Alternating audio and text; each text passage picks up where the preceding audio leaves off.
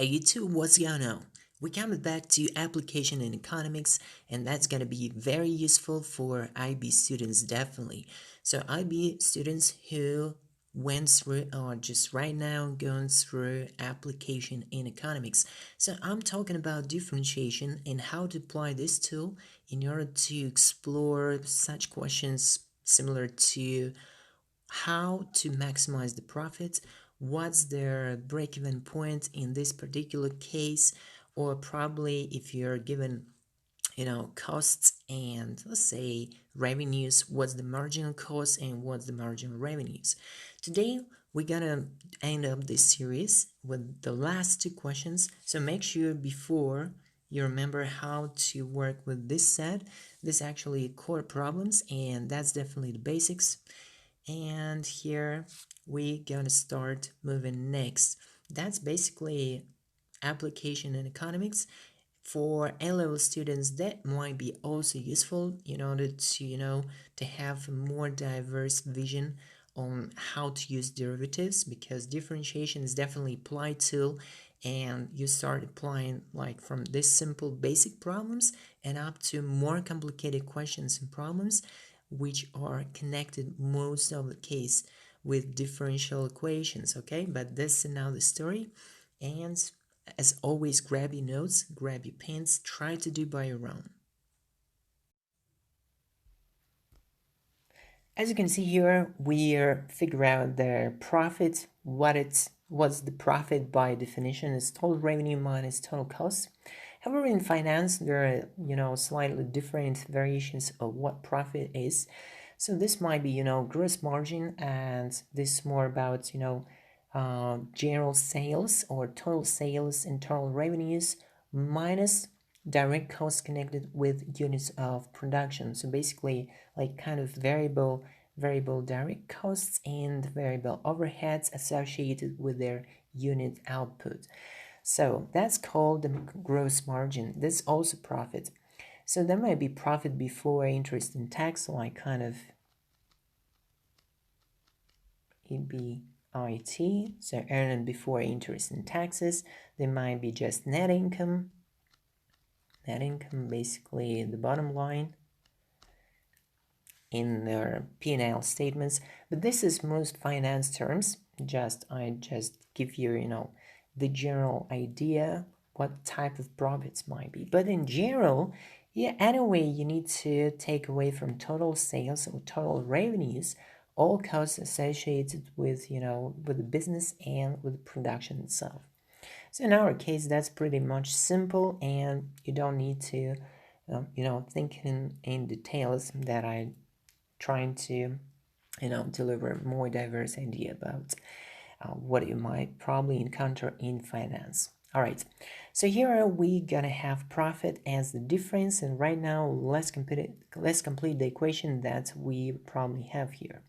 Okay, so it's gonna be 150q minus q squared,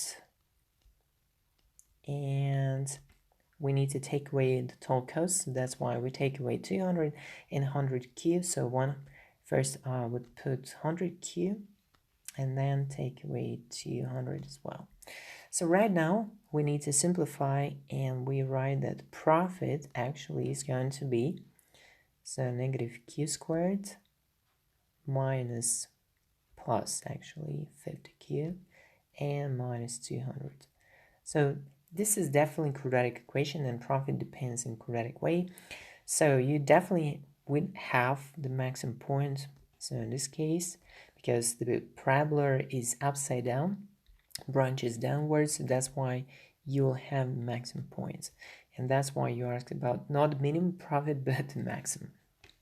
It would be like weird if you have branches up and you'll be asked about how to minimize the profit. Okay, so let's just calculate. So what we need to do, we need to differentiate profits. So profit derivative is as the function of q. So we differentiate that and we'll get minus 2q and plus 50, from where the unit output or the level of production, which is equal to 25, will deliver the maximum to the profit. Okay, so we've figured out the level of production. That's for question 1 within question 5. Okay, and right now I'm just going to plug into equation and calculate the profit. So maximum profits. So that was the answer to question 1. And to question 2, we just need to plug in. So that's why profit, which is maximum, is going to be equal. We need to plug 25. We'll get minus 100. Sorry, my bad. Minus 625. Then plus 50 times 25. So, maybe it's better to just calculate on calculator. All right. So 625, then 50 times 25 and minus 200. Okay.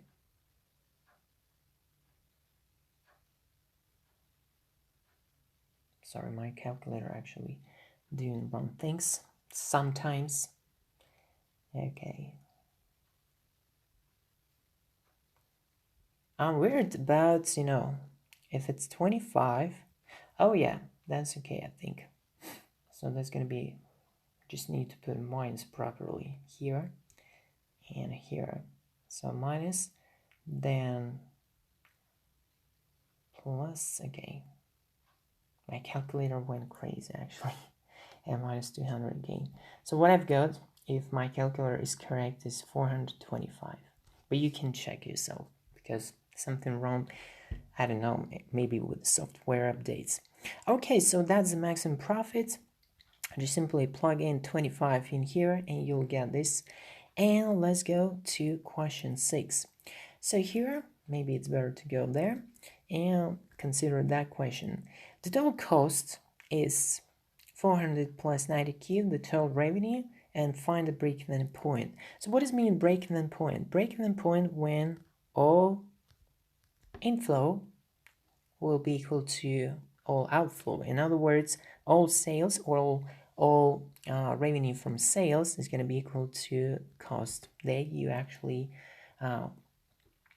waiting for in order to pay, payables accounts payables.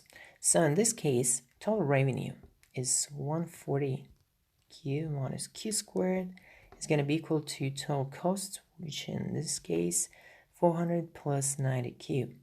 And right now you're again trying to simplify and calculate the break-even point. Means you need to figure out at which level of production you will get this equation or equality between total revenue and total costs.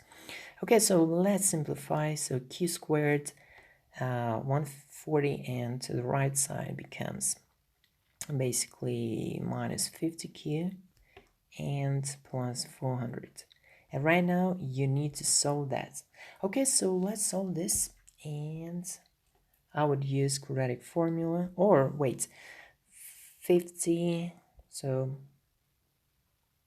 200. Okay, so I'm gonna use quadratic formula for not wasting my time. Okay, square root of 50 squared is 2050 minus 4AC minus 1600, and over 2A means over 2. So from where I'm going to use 50 plus minus, I'll get 900 under the square root expression. If I take the square root, I'll get 30 and I'll divide by 2. So actually I'll get Q1 equals to 50 plus 30, and over 2 it's going to be 40, and also I'll get the difference, which means it's going to be 50 minus 30, 20, and over 2, 10.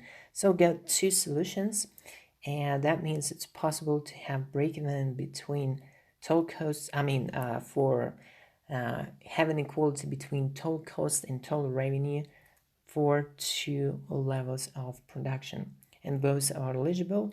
Otherwise, if one if one were negative, I would exclude that and I'll stay with the one production level.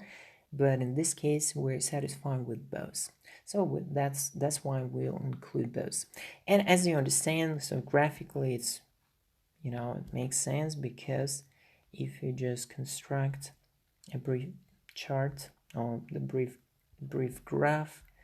So it's gonna be like 400 plus 90, it goes this way with gradient 90, and 140q minus q becomes basically 0 in here, and that's going to be the parabola which has branches downward. As you can see here and here, we have those quantities that deliver equality between total cost and total revenue.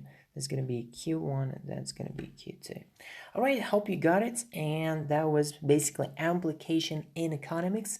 That's most of the case for IB students, but for A-level, much appropriate as well, okay? Much more appropriate for actually both candidates of those programs. All right, so you need to know how to apply this tool no matter where and which area you are in, okay? Hope you like that. Share with anyone who's struggling with this sort of questions. Like this video, and up to the next episode. Peace out.